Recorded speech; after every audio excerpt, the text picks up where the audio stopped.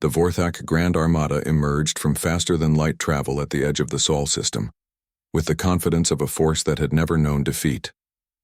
Admiral Thek stood on the bridge of his flagship Dark Conquest, watching the sensor displays show the primitive defenses of Earth.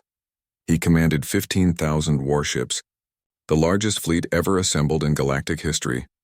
"Admiral," his tactical officer reported, "we detect approximately 1,000 enemy vessels and several thousand smaller objects that appear to be automated platforms. The humans have also positioned defensive stations throughout their asteroid belt." Thex nodded with satisfaction. The enemy had clearly done their best to prepare, but they were still outnumbered 15-1. This would be over quickly, and then the Vorthak Empire could expand into this new region of space without interference. "Begin the attack," he ordered. "Destroy their outer defenses and advance toward the third planet. Make sure some of their leaders survive so they can surrender formally." The first wave of Vorthak ships moved forward in their traditional formation. Massive dreadnoughts in the center, surrounded by cruisers and destroyers in a perfect geometric pattern. They had used the same tactics for centuries because they always worked. Fleet Admiral Ryu Chang-ho watched the enemy approach from his command post on Luna Station. Earth's defensive fleet was spread throughout the solar system in small groups, hidden behind asteroids and orbital platforms. He had spent months studying the Vorthak battle records provided by the Cathara, learning their patterns and weaknesses. "All stations, this is command," he broadcasted on the secure channel. "The enemy is proceeding exactly as predicted. Execute Plan Deathworld." Captain Lee Sang-min commanded the human vanguard from his upgraded ship Indomitable Spirit. His force included the fastest human vessels and a squadron of Cathara ships whose crews had been training with human tactics for months. They were positioned near Jupiter, apparently retreating from the advancing Vorthak fleet. "Sir," his communications officer reported, "the enemy vanguard is taking the bait. They are pursuing us toward the asteroid field." Lee smiled grimly. The Vorthak expected their enemies to flee when faced with superior numbers. They had no experience fighting opponents who used retreats as weapons. "Signal Lieutenant Yoon," Lee ordered. "Begin Phase 1. Lieutenant Yoon Jae-wook led a mixed squadron of human and alien fighters hidden throughout the asteroid belt. His pilots had spent weeks training the Cathara and other alien volunteers in human combat techniques. The aliens could never match human reflexes or gravity tolerance, but they had learned to think like persistence hunters. The Vorthak vanguard entered the asteroid field in pursuit of Lee's fleeing ships. They maintained their tight formation, expecting to overwhelm the retreating humans with concentrated firepower. Instead, they found themselves in a three-dimensional maze where enemies could attack from any direction. "Now," Yoon whispered into his communicator. Hundreds of fighters erupted from hiding places throughout the asteroid field. They did not attack the heavily armored Vorthak capital ships. Instead, they targeted sensors, engines, and communication arrays with surgical precision. Within minutes, the enemy vanguard was blind, crippled, and unable to coordinate their movements. "This is impossible," the Vorthak fleet commander reported to Admiral Thex. "The enemy fighters are moving too fast. Our targeting systems cannot lock onto them." Thex frowned at his tactical display. The readings showed human fighters pulling acceleration forces that should have killed their pilots. Either these creatures were already dead, or they were much stronger than any known species. "Send in the second wave," he ordered. "Clear those asteroids with heavy bombardment." The second wave of Vorthak ships began firing massive plasma cannons into the asteroid field, trying to destroy the human hiding places. But as soon as they began their bombardment, new enemies appeared behind them. Wing Commander Bae So-young led Earth's bomber squadrons in a flanking attack that caught the Vorthak completely by surprise. Her ships had been hiding in the outer solar system, using the gravitational shadows of the gas giants to remain undetected. "All bombers, focus on their command ships," she ordered as her squadron dove through the enemy formation. "Take out their coordination and the whole fleet becomes confused." The Vorthak had never faced an enemy that attacked from multiple directions simultaneously. Their formations were designed to concentrate maximum firepower forward, but they were vulnerable to attacks from above, below, and behind. Bae's bombers cut through the enemy fleet like sharks through a school of fish. Their missiles were specifically designed to penetrate Vorthak armor, carrying warheads that turned the enemy's own power systems against them. "Admiral," the Vorthak tactical officer reported desperately, "the enemy is attacking our fleet from 6 different directions. We cannot maintain formation integrity." Admiral Thex watched his perfect battle plan fall apart in real time. The humans were not fighting like any civilized species. They attacked like wild animals, using speed and unpredictability instead of organized formations. "All ships, break formation and engage targets of opportunity," he ordered. "We still outnumber them. Victory through superior firepower." But as the Vorthak fleet spread out to engage individual human ships, they discovered another unpleasant surprise. Major Kim Yoonji was leading boarding parties against damaged enemy vessels. "Remember your training," she told her assault teams as they prepared to enter a crippled Vorthak cruiser. "These aliens are lighter and weaker than humans. They have never fought hand-to-hand combat. Hit them hard and fast." The Vorthak crew had no idea what was happening when humans burst through their airlocks. They had sophisticated weapons and superior numbers, but they had never learned to fight at close range. The humans moved through their ship like wolves through a sheep pen. Within an hour, Kim's teams had captured 3 enemy ships intact, complete with their computer systems and tactical databases. Dr. Shin Bo-ra coordinated with alien scientists to analyze the captured information in real time. "Fleet Admiral Ryu," she reported, "we have accessed their communication frequencies and tactical codes. The enemy fleet is using completely predictable movement patterns. Ryu used the captured intelligence to coordinate the next phase of the battle. Human ships began appearing exactly where the Vorthak expected to find empty space, while the enemy found nothing but vacuum where they thought human forces would be." "How are they doing this?" Admiral Thex demanded. "It is as if they can read our minds." His science advisor studied the tactical patterns with growing alarm. "Admiral, I believe the humans have captured some of our ships. They may have access to our computer systems." Thex felt something he had never experienced before in his long military career: doubt. The Vorthak Empire had conquered the galaxy by following proven methods: overwhelming firepower, superior numbers, and the certainty that their enemies would flee when faced with destruction. But these humans were different. They used their own weaknesses as weapons. They turned defeats into victories. Most disturbing of all, they seemed to become more dangerous when they were outnumbered.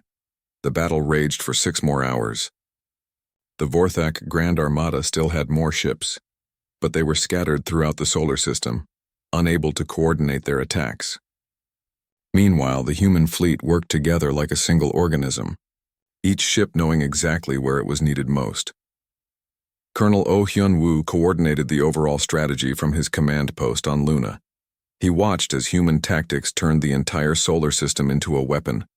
Automated defense platforms fired from concealed positions. Drones swarmed damaged enemy ships. Even civilian mining vessels had been converted into missile platforms.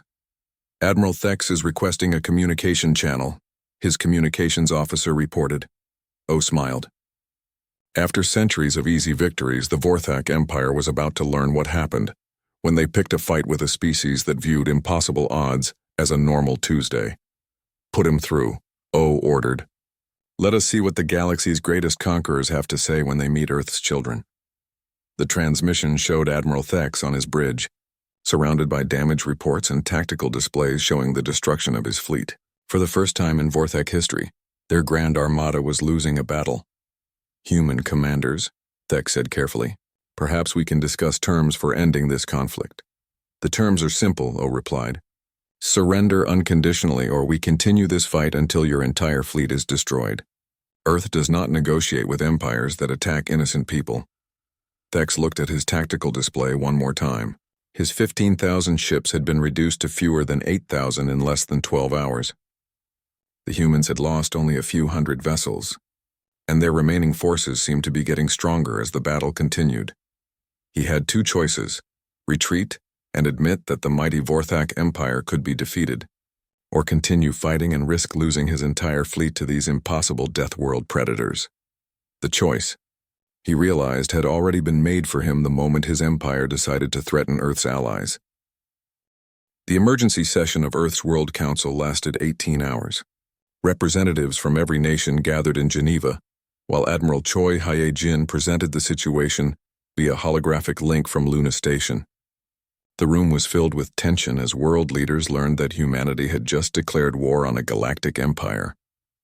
"Let me understand this correctly," the Secretary General said carefully.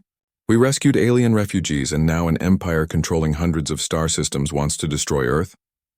"That is correct," Admiral Choi replied. "Intelligence estimates suggest the Vorthak Empire has at least 10,000 warships.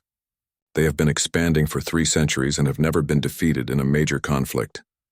Murmurs of concern filled the council chamber. Several representatives looked ready to suggest surrendering before the fighting began. But General An Tai-wan, Earth's highest-ranking military officer, stepped forward. "Council members, I understand your fear," he said. "But we have advantages that this empire does not know about. They have spent centuries fighting species that evolved on gentle worlds. They have never faced enemies from a death world." He activated a presentation showing Earth's military capabilities. "In the past 50 years, we have built orbital defense platforms around every major population center. Our asteroid mining operations can be converted to mass-produce warships. Most importantly, every human is already trained for survival in conditions that would kill most aliens." Dr. Kim Dae-ho, who had first detected the alien signal, was called to testify about what they had learned from the Cathara. He explained how most galactic civilizations were peaceful farmers and artists who avoided conflict at all costs. "The psychological difference is crucial," he told the council.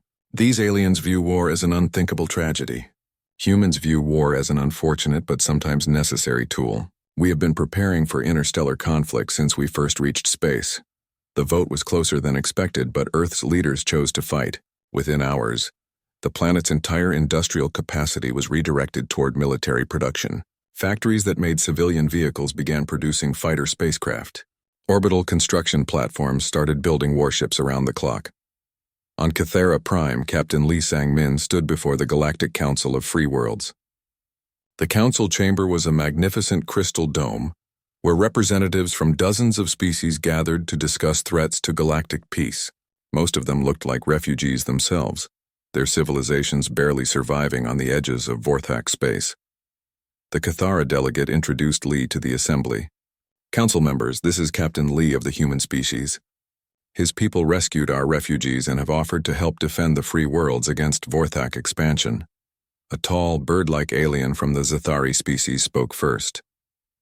"Captain Lee, we appreciate your heroic rescue of the Cathara people. But surely you understand that fighting the Vorthak Empire is impossible. They have destroyed every species that opposed them." "With respect," Lee replied, "no species like humanity has ever opposed them before."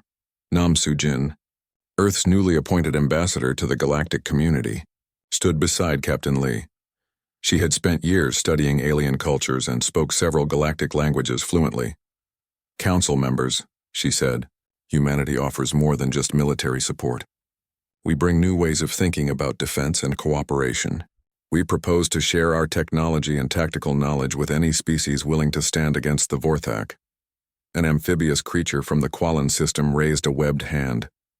"Ambassador, the Vorthak have weapons that can destroy entire planets. How can your small fleet possibly make a difference?" Colonel Oh Hyun-woo stepped forward. He was Earth's leading expert on space logistics and had spent the journey to Cathara Prime studying galactic military tactics. "Council members, may I demonstrate?" he asked, activating a holographic display. "This shows how most galactic species defend their worlds." The hologram showed a typical alien defense, a few orbital platforms around the planet with maybe a dozen ships patrolling nearby space. "This is what the Vorthak expect to encounter. Now let me show you Earth's defensive doctrine." The image changed to show humanity's approach.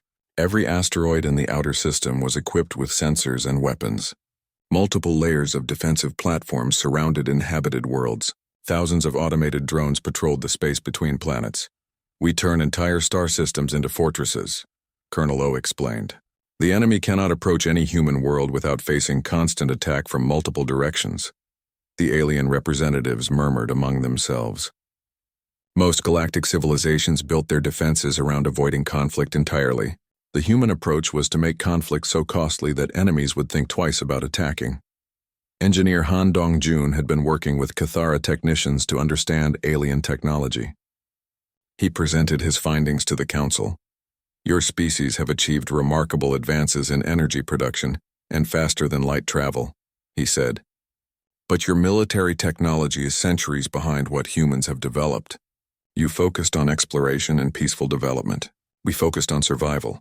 He showed comparative weapon designs. Alien energy weapons were sophisticated, but required complex power systems and careful maintenance.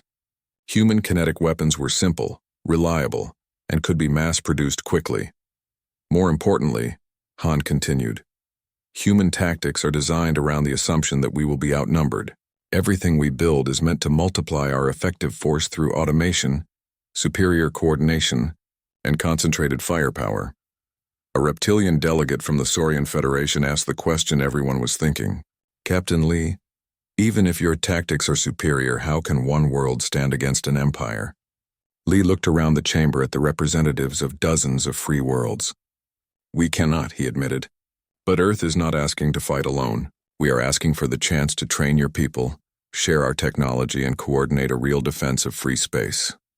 He activated a display showing star charts of the local region. The Vorthak Empire expands slowly because they expect easy victories. They have never faced coordinated resistance from multiple species using advanced tactics. We can change that. The debate continued for hours. Some species wanted to remain neutral and hoped the Vorthak would ignore them. Others argued for immediate surrender to avoid destruction. But gradually a consensus emerged. The Cathara delegate made the motion. The Galactic Council of Free Worlds accepts humanity's offer of alliance. We will coordinate our defenses under human tactical leadership. The vote was unanimous among the species present. 12 civilizations committed their fleets to joint operations under Earth Command. It was still a tiny force compared to the Vorthak Empire, but it was the largest unified resistance in galactic history. Back on Earth, scientist Jiang Minho was working with international teams to solve the logistics of interstellar warfare. The challenge was enormous: how to supply and coordinate fleets across hundreds of light years. We need to think differently about space combat, he explained to his team. Earth's oceans taught us about three-dimensional warfare, but space has no up or down, no terrain to hide behind. Everything depends on speed, coordination, and the ability to strike from unexpected directions. His team was developing new ship designs based on Earth's military experience. Instead of the large, slow vessels that most aliens preferred, humans built smaller, faster ships that could work together like wolf packs. Admiral Choi received regular reports on the military buildup. Earth's space-based construction was proceeding faster than anyone had thought possible. The key was automation, robotic factories that could work continuously without rest, building components that human workers assembled into finished ships. How many vessels will we have ready when the Vorthak arrive? She asked her logistics coordinator. At current production rates, approximately 800 ships of various classes, came the reply, plus several thousand automated defense platforms and drone fighters. It was an impressive force for a single world, but Admiral Choi knew it would not be enough. The real test would be whether human tactics and technology could multiply their effectiveness enough to make up for the numerical disadvantage. She looked out at the construction yards orbiting Earth, where thousands of workers were building humanity's first interstellar warfleet. In a few months, they would face an enemy that had conquered most of the known galaxy. Send a message to all human colonies and deep space stations, she ordered. Tell them to prepare for the largest war in human history, and tell them we intend to win. The combined fleet of human and Cathara ships traveled through space toward the Cathara home system. Commander Zyla spent most of her time aboard the Indomitable Spirit, working with Captain Lee to plan their next moves. But the more time she spent with the humans, the more confused she became about these strange rescuers. Dr. Shin Bo-Ra was giving Zyla a tour of the human ship when something impossible happened. They entered the medical bay, where the artificial gravity was set to what humans called normal, 1 full gravity unit. Zyla immediately felt heavy and struggled to walk. Oh, I am sorry, Dr. Shin said, quickly adjusting the controls. I forgot you are not used to our standard gravity. Let me reduce it to 0.3 G so you can move comfortably. Zyla stared at her. Doctor, you live in 3 times the gravity that my people can handle. How is that possible? Earth gravity is actually quite mild, Dr. Shin replied casually. Some of our mountain regions go up to 1.2 G because of the altitude differences. Our athletes train in higher gravity to improve their strength. The Cathara commander felt dizzy. Her people had evolved on a world with light gravity. Most galactic species lived in similar conditions. A world with Earth's gravity would crush most aliens just from the weight of their own bodies. "What kind of world did you evolve on?" Zyla asked nervously. Dr. Shin activated a wall screen that showed images of Earth. Zyla saw blue oceans covered with storms, mountains that reached impossible heights, and vast forests filled with creatures that looked like nightmares. "Earth is what we call home," Dr. Shin explained. "It has severe weather, dangerous animals, and natural disasters that happen regularly. Most of our ancestors had to fight just to survive each day." The screen showed pictures of Earth animals. Zyla gasped when she saw tigers, bears, and sharks. On her world, the most dangerous creature was a small insect that might bite you. These Earth predators looked like they could tear apart a Cathera without effort. "These animals live on your world?" Zyla whispered. "How did your people survive?" "We learned to be better predators than they were," Dr. Shin said simply. "Humans are persistence hunters. We can run for hours without stopping, track prey across vast distances, and work together to bring down creatures much larger than ourselves." That evening, Communications Officer Park Si-woo was sharing human history with a group of Cathera scholars who wanted to understand their rescuers better. He told them about Earth's ice ages, when temperatures dropped so low that most of the planet became frozen wasteland. "Wait," one Cathera historian interrupted. "You are saying your people survived when your entire world became frozen? That is impossible. No species could live through such conditions." "Actually, we survived several ice ages," Park explained. "Each one lasted thousands of years. The humans who lived through them became very good at adapting to harsh conditions. We learned to make tools, control fire, and work together to survive." Another Cathera asked about human wars. Park's expression became serious as he told them about conflicts throughout Earth's history. He explained how humans had fought each other for resources, territory, and beliefs. The aliens listened in horror as he described battles involving millions of soldiers and weapons that could destroy entire cities. "But why did your people fight so much?" a young Cathara scientist asked. "War only brings death and suffering. Competition made us stronger," Park answered. "Every war taught us new tactics, better technology, and more efficient ways to organize our societies. We learned that the species that adapts fastest survives longest." The next day, Major Kim Yoon-ji was asked to demonstrate human physical capabilities for the curious aliens. She led them to the ship's exercise room, where the gravity was set to standard Earth level. The Cathera could barely stand, but Kim moved easily. "This is basic military fitness training," she explained as she began her routine. "Every human soldier must be able to do these exercises." The aliens watched in shock as Kim lifted weights that would have crushed them flat. She ran on a treadmill at speeds that would tear apart Cathera legs. When she demonstrated hand-to-hand combat techniques on a practice dummy, the Cathera instinctively moved backward. "Major Kim," Commander Zyla asked carefully, "what would happen if you fought without weapons against most galactic species?" Kim considered the question seriously. "Well, most aliens seem to be built lighter than humans. Their bones look more fragile and their muscle density is lower. I think an average human could probably defeat several aliens in physical combat, even without training." "Several?" Zyla repeated weakly. "Maybe more depending on the species," Kim added. "Humans evolved to fight creatures that wanted to eat us. We developed very fast reflexes and the ability to ignore pain when we are in danger."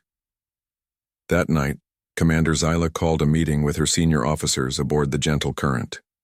They gathered in her quarters, all looking confused and worried. "I have been studying these humans for several days," Zyla began. "I need to share what I have learned because it changes everything we thought we knew about the galaxy." Her officers listened as she described human gravity tolerance, their history of surviving impossible conditions, and their natural combat abilities. She explained how humans viewed warfare not as something to be avoided, but as a tool for solving problems, Commander. Her science officer said slowly, "Are you saying we accidentally called for help from the most dangerous species in the galaxy?" "That is exactly what I am saying," Zyla replied. "These humans evolved on a world that tried to kill them every day. They survived by becoming perfect killing machines. But here is the strange part. They use that strength to protect weaker species." Her communications officer looked thoughtful. "The humans could have ignored our distress signal. They could have demanded payment for their help. Instead, they risked their lives to save people they had never met. They are predators with consciences," Zyla concluded. "The galaxy has never seen anything like them. Meanwhile, far across the galaxy, Vorthak intelligence was analyzing the wreckage of the destroyed hunter ships. Admiral Thek studied the battle recordings with growing confusion. The tactical data made no sense. How did they move their fighters so quickly? He demanded. Those acceleration forces should have killed the pilots. His science advisor checked the readings again. Admiral, the gravitational stress from those maneuvers would crush any known species. Either their pilots are already dead or they are much stronger than anything we have encountered. And their weapons? Thex asked. Primitive but effective, the advisor replied. They use simple kinetic projectiles instead of sophisticated energy weapons. But they fire them so fast and with such accuracy that our defenses cannot stop them. Admiral Thex looked at the star charts showing the location of the battle. Beyond that system was a small yellow star with a single inhabited world. The species called themselves humans, and they had just destroyed an entire Vorthak hunting pack without losing a single ship. Send word to the High Command, Thex ordered. Tell them we have encountered a new species that fights differently than anything we have seen before. Request permission to mobilize the Grand Armada. The entire Grand Armada, sir? For one small world? Admiral Thex looked at the battle recordings one more time. The human ships had charged straight into superior numbers without hesitation. Their fighters performed maneuvers that defied physics. Their weapons cut through Vorthak armor like it was empty space. Yes, he said grimly. All of it. I have a feeling we are going to need every ship we have. The human rescue fleet dropped out of faster-than-light travel near the edge of an unknown star system. Captain Lee Sang-min stood on the bridge of the Indomitable Spirit, watching the sensor displays with growing concern. The readings showed multiple ships ahead, some moving and some drifting dead in space.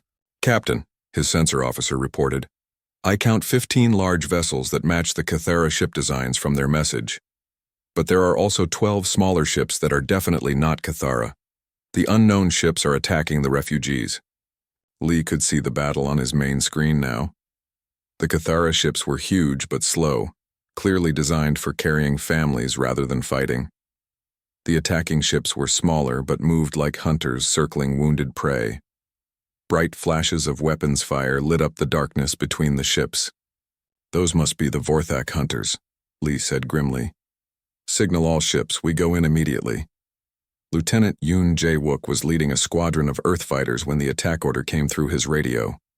He had trained for space combat his whole adult life, but this was his first real battle against alien enemies. His hands were steady on the controls as he accelerated toward the fighting. All pilots, remember your training, he spoke into his communicator. We don't know what these Vorthak ships can do, so stay alert and keep moving. The Vorthak hunters noticed the approaching Earth ships and turned to face this new threat. They had been expecting the Cathara to call for help, but most galactic civilizations would send 1 or 2 ships at most. These newcomers were bringing 13 warships and dozens of fighters. Still, the Vorthak were confident. They had been fighting for centuries and had never met a species they could not defeat. The first exchange of weapons fire shocked both sides. The Vorthak plasma cannons hit the Earth ships but barely scratched their armor.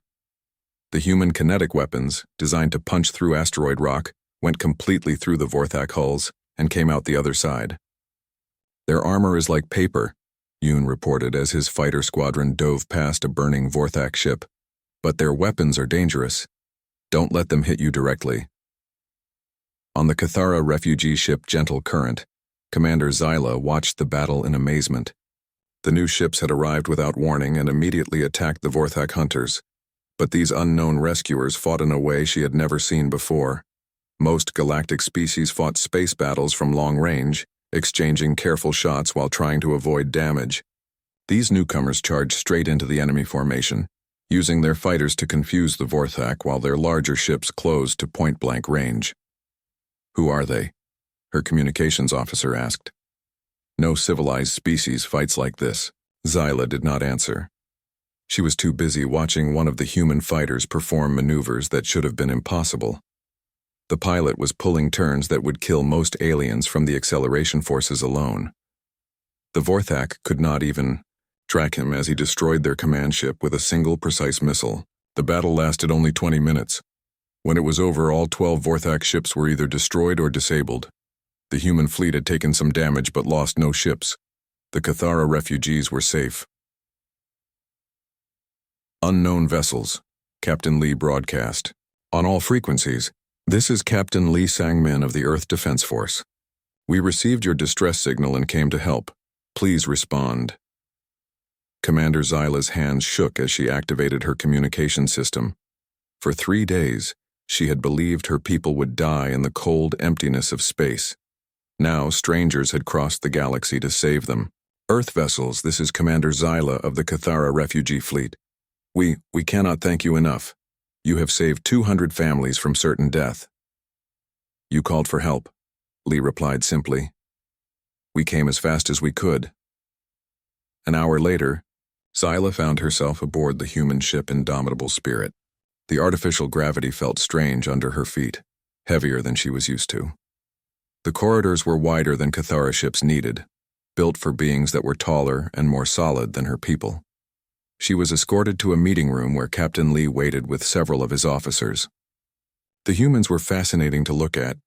They stood upright on 2 legs like the Cathara, but they were much heavier and more muscular. Their skin was darker than hers, and their eyes were small but very alert. Commander Zyla, Captain Lee said, standing when she entered. Let me introduce my officers. This is Dr. Shin Bora, our science officer who has been studying your language. Engineer Han Dongjun has been looking at your ship designs to see how we can help with repairs. Dr. Shin stepped forward and spoke in careful but correct Cathara.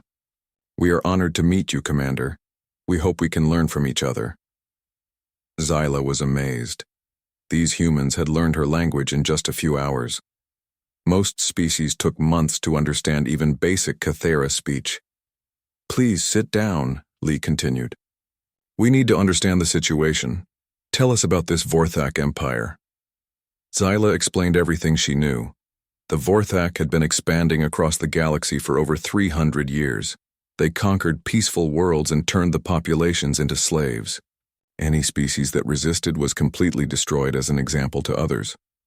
Most civilizations submit when the Vorthak arrive, she said sadly. Those that refuse are wiped out within days. The Empire has thousands of ships and controls hundreds of star systems. What about other species? Dr. Shin asked. Surely someone has tried to stop them. There is a Galactic Council of Free Worlds, Zyla explained. But they mostly hide and hope the Vorthak will leave them alone. A few species have tried to fight back over the years, but they were all destroyed quickly. Captain Lee was quiet for a moment, processing this information. Finally, he spoke. Commander, we will escort your people to safety. But I need to know, what will the Vorthak do when they learn humans destroyed their hunters? They will be angry, Zyla said honestly. They will want revenge. But Captain, you do not understand how powerful they are. Your ships fought well today, but those were just scouts. The main Vorthak fleets have thousands of vessels. Engineer Han looked at Captain Lee with concern. Sir, are we starting a war with an entire galactic empire? Lee stood up and walked to the window that showed the Cathara refugee ships. They were huge vessels filled with families who had lost everything, children who had watched their homes burn, parents who just wanted their families to be safe. Engineer Han, Lee said finally, my father used to tell me that some fights choose you. You can run away and let innocent people suffer, or you can stand up and do what is right. He turned back to Commander Zyla. We will take your people somewhere safe. But if this Vorthak Empire wants a fight, they will get one. Earth does not abandon its friends. Zyla stared at him in shock. No species had ever declared war on the Vorthak Empire. It was considered suicide. Captain Lee, she whispered, there are only a few billion humans on one world. The Vorthak Empire controls most of this part of the galaxy. How can you possibly fight them? Lee smiled, and for the first time, Zyla saw something in his eyes that made her understand why the Vorthak hunters had been destroyed so easily. These humans were not afraid of overwhelming odds. They seemed to welcome the challenge. Commander, Lee said calmly, you are about to learn why Earth is considered a dangerous place to grow up. The stars looked cold and empty around the damaged Cathara ship. Commander Zyla pressed her thin blue fingers against the control panel and tried not to show her fear. The gentle current had been flying through space for 3 days now with broken engines and failing life support. Behind her, 200 Cathera families waited in the cargo holds, hoping she could save them. "Commander," her communications officer called out with a shaky voice. "The Vorthak ships are getting closer. They will reach us in 6 hours." Zyla closed her large silver eyes. The Vorthak Empire had attacked her people's homeworld without warning. They came with their black ships and terrible weapons, turning beautiful Cathara cities into burning ruins. Her people were peaceful farmers and artists. They had no weapons to fight back. All they could do was run. "Send the distress signal again," Zyla ordered. "Use all frequencies. Someone must hear us." Her officer shook his head sadly. "Commander, we have been sending signals for 2 days. No one answers. All the nearby worlds are too afraid of the Vorthak to help us." Zyla understood their fear. The Vorthak Empire had been growing stronger for hundreds of years. They attacked peaceful worlds, took their people as slaves, and destroyed anyone who fought back. Most civilizations in the galaxy either joined the Empire or hid from it. Fighting back was considered impossible, but Zyla would not give up. Her people trusted her to keep them safe. She looked at the star maps and found something interesting. There was a small yellow star system at the edge of the galaxy. The signals might reach there. "Send our message to that system," she said, pointing at the yellow star. "Maybe someone there will help." Many light years away, Dr. Kim Dae-ho was working late at the Seoul Deep Space Communications Array. The night was quiet, and he was alone in the control room except for Park Mi-young, who monitored the radio signals from space. They had been listening to the stars for 10 years, hoping to find proof that other intelligent life existed. "Dae-ho," Mi-young called out suddenly. "I am getting something strange here. This signal is not natural." Dae-ho hurried over to her workstation. On the screen, he could see patterns that looked almost like language. The signal was weak but definitely artificial. Someone was trying to communicate. "This is incredible," Dae-ho whispered.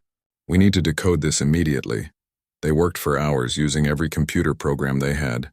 Slowly, the alien message became clear. It was a desperate cry for help from something called the Cathara. They were refugees running from an empire that wanted to destroy them. The message included their location and a plea for any civilized species to rescue them. "Mi-young, contact Captain Lee Sang-min at Earth Defense Force Headquarters," Dae-ho said. "He needs to see this right away." Captain Lee Sang-min arrived at the communication center before dawn. He was a career military officer who had spent 20 years protecting Earth from asteroids and space pirates. But this was different. This was first contact with an alien species. "How reliable is this translation?" Lee asked as he studied the message. "We have checked it many times," Mi-young answered. "The mathematics and star positions are correct. These aliens are real and they are in serious trouble." Lee read the message again. The Cathara described themselves as peaceful people who had never hurt anyone. They said the Vorthak Empire was hunting them like animals, planning to kill or enslave every survivor. The message painted a picture of innocent people facing extinction. "Sir," Dae-ho said carefully, "what will Earth do about this?" Lee was quiet for a long moment. Earth had only recently developed faster than light travel. They had explored a few nearby star systems, but had never encountered other intelligent life. The smart thing to do would be to stay hidden and avoid getting involved in alien wars. But Lee thought about his own family, about his daughter who was just starting school. He imagined how he would feel if strangers ignored their cries for help. Earth had always prided itself on helping those who could not help themselves. "I need to speak with Admiral Choi Hee-jin," Lee said finally. "This decision is too big for me alone." Admiral Choi Hee-jin listened to the recording of the alien message 3 times. She sat in her office at Earth Defense Force Headquarters, surrounded by pictures of Earth's blue oceans and green forests. Through her window, she could see the orbital defense platforms that protected their world. "Captain Lee," she said finally, "do we know anything about this Vorthak Empire?" "Only what the message tells us, Admiral. They seem to be a conquering force that attacks peaceful civilizations." The Cathara described them as ruthless and powerful. Choi stood up and walked to her window. She had spent her entire career preparing Earth to defend itself from unknown threats. Now they faced a choice: stay safe and hidden or risk everything to help strangers. "What kind of people would we be if we ignored this?" she asked quietly. "These Cathara are facing genocide. They reached out to us because they have nowhere else to turn. Admiral, we don't know how powerful this Vorthak Empire is," Lee warned. We could be flying into a trap or starting a war we cannot win. Choi turned back to face him. Captain, my grandmother used to tell me stories about World War II. She said the most important lesson from that time was that good people must stand up to evil, even when it is dangerous, even when it seems impossible. She activated her communication system and connected to Earth's leaders around the world. Within hours, the decision was made. Earth would send a rescue fleet to help the Cathara refugees. Captain Lee, you will command the rescue mission, Choi ordered. Take the indomitable spirit and our fastest ships. These aliens called for help and Earth will answer. Lee saluted. What are my orders regarding the Vorthak Empire? If they attack you while you are rescuing innocent people, defend yourself with full force, Choi replied. Earth does not start fights, but we finish them. As news of the mission spread across Earth, people gathered around their televisions and computers. For the first time in human history, they were not alone in the universe, and their first act would be to save alien refugees from an evil empire. The Indomitable Spirit and 12 other Earth ships launched from Luna Station. Captain Lee stood on the bridge looking out at the stars. Somewhere out there, innocent people were running for their lives, hoping someone would care enough to help them. Earth was coming.